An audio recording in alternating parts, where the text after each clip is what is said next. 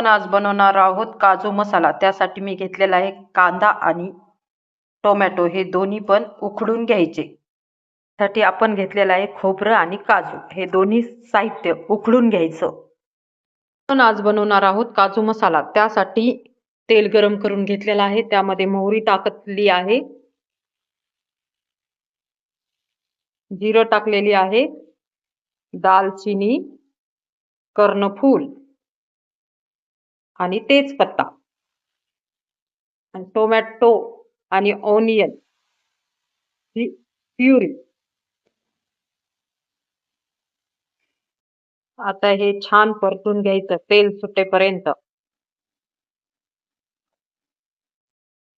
Tomato आणि कांद्याची paste अशी तेल सुटत आली की खोबरं आणि काजूची पेस्ट त्यामध्ये टाकायची.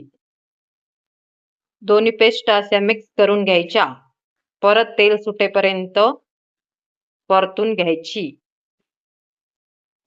आपण ही टोमॅटो, कांदाची जी प्युरी आहे, काजू, खोबरं हे सगळं मिक्स करून घेतल्यानंतर असं ऑइल सुटलेलं आहे याला. ह्याच्यामध्ये आता आपण